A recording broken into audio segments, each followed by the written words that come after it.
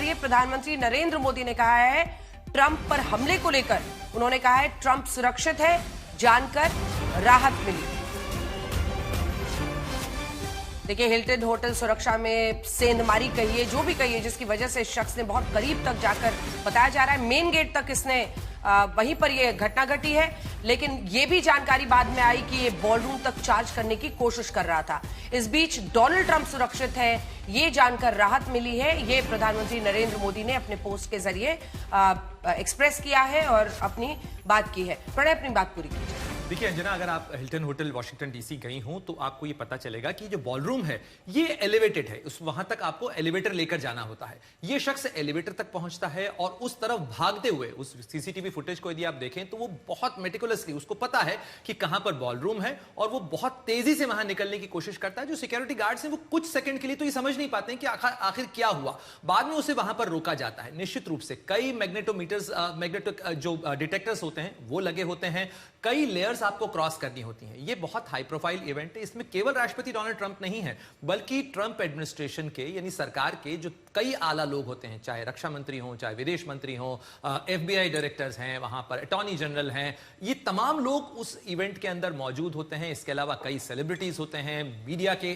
कई नामचीन चेहरे वहां पर होते हैं और ये बहुत हाई प्रोफाइल इवेंट होता है। लेकिन सवाल ये खड़ा हो रहा है कि राष्ट्रपति ट्रंप पहली बार जाते हैं, ये शख्स पहले से ये जानकारी रखता है, रेकी करता है, उसके बाद हथियार को वहां पर असेंबल करता है। जो जानकारी मेट्रोपॉलिटन पुलिस की तरफ से साझा की गई उसके मुताबिक इसके पास शॉटगन भी थी, इसके पास हैंडगन भी थी और ये नाइफ से भी इक्विप्ड था। यानी इसने ये तैयारी कर रखी थी कि अगर इसे मौका मिलेगा तो ये अंदर भी जाएगा और साथ ही ये न केवल इनडिस्क्रिमिनेट फायरिंग की तैयारी के साथ वहां पर पहुंचा था, बल्कि इसके के लिए भी था कि यदि इसे ओवर पार करने की कोशिश की जाती है तो भी ये फाइट बैक कर सके। यानी इतनी तैयारी के साथ। और बताया जा रहा है कि ये टॉरेंस कैलिफोर्निया का रहने वाला है। एलन कोल इसका नाम बताया जा रहा है। कुछ जो अमेरिकी मीडिया रिपोर्ट्स कह रही हैं कि कैलटेक यूनिवर्सिटी का ग्रेजुएट है, यानी बहुत पढ़ा लिखा शख्स है ये। अभी थोड़ा सा इंतजार करना होगा कि और जानकारी जैसे आती है कि आखिर इसका इंटेंशन क्या था, मोटिव क्या था।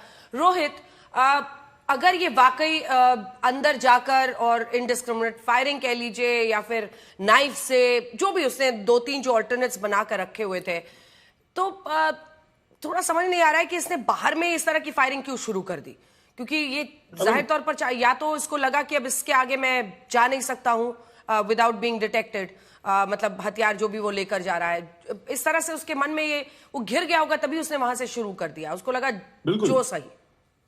बिल्कुल अंजना, आई थिंक उनका अगेन, जैसा मैंने कहा कि कोई डिसग्रेंटल्ड वोटर है, या वोटर नहीं कहना चाहिए, सिटीजन है who wanted to make a point. और हमने पहले भी देखा है इस तरह की चीजें हुई है सो आई थिंक उसने प्लानिंग बहुत की होगी, सोचा बहुत होगा, he must have again probably find out soon, but again उसे लगा कि this is the best he can do right now. एक छोटी सी गन को लेके वहां पे जाके he thought this is the only way to do it, और उसने पूरा प्लान किया था आज के लिए। ये तो he carried out whatever plans he had. Unfortunately हमें देखना पड़ रहा है, people have to go through this, but it is very shocking. मतलब आई कांट इवन जैसे मैं और अजय कह रहे थे कि we been to these events and we know exactly कितनी सिक्योरिटी होती है।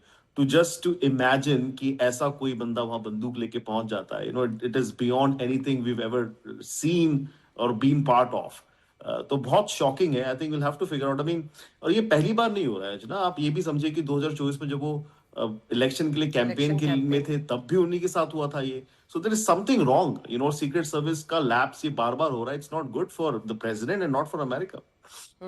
बिल्कुल। अजय, आप इसको कैसे देख रहे हैं? अब तो धीरे धीरे जानकारी आ रही है, डेमोक्रेट्स या रिपब्लिकन सबकी अपनी अपनी विचारधारा हो सकती है, लेकिन हिंसा की भी जगह नहीं हो सकती है लोकतंत्र में। बिल्कुल, डेमोक्रेसी में हिंसा की जगह नहीं है और इस घटना की पूरी निंदा करते हैं और प्रेसिडेंट सेफ है, बहुत खुशी की बात है।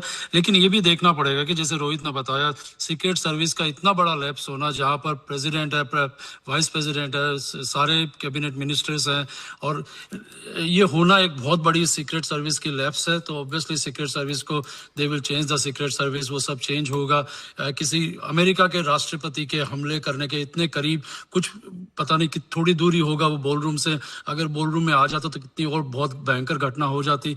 तो सीक्रेट सर्विस का इनको देखना होगा ये, लेकिन मुझे अभी भी समझ में नहीं आ रहा। मैं इतने सारे प्रेसिडेंट्स के इवेंट अटेंड कर चुका हूं और हमारे पॉकेट तक चेक होते हैं वहां पे, तो उस घटना में जहां पानी की बोतल से लेके पीछे नेल कटर को बात बताई, कुछ भी ले जा नहीं सकते। और वहां इवेंट में जाने के बाद भी चारों तरफ सीक्रेट सर्विस वाले घूमते रहते हैं। अगर मेरे साथ भी कोई लोग गए थे, उन्होंने मुश्किल से अपने फोन को प्लग कर दिया था किसी प्लग में कि फोन को चार्ज कर ले व्हाइट हाउस में, वो उनको आके सीक्रेट सर्विस तुरंत आके उनको हटा दिया, भाई तुम क्या इसमें सीक्रेट व्हाइट हाउस की लाइन में आप क्या लोड करना चाह रहे हो। तो वो इतना ऑब्जर्व करते हैं, इतने वीडियो कैमरास होते हैं, एक एक चीज की करते हैं। तो उसके बीच में इस शख्स को इतनी लेयर्स ऑफ सिक्योरिटी को पार करके वहां पे जाके ये कर देना। और दूसरी बात है कि आज दो दिन पहले ट्रंप ने कहा था कि Indians are gangsters with laptop, तो मैंने लिखा gangsters with laptop are better than gangsters with guns. तो उसी का हम देख रहे हैं कि हमारे देश में आज गन्स इतनी इजीली अवेलेबल है। कोई भी मेंटली रिटार्डेड, कोई भी मेंटली हैंडीकैप, कोई भी मेंटली परेशान पर्सन एक गन ले ले। और अब तो सीक्रेट सर्विस की सिक्योरिटी भी इतनी लैप्स है कि वो व्हाइट हाउस प्रेसिडेंट तक पहुंच जाता है।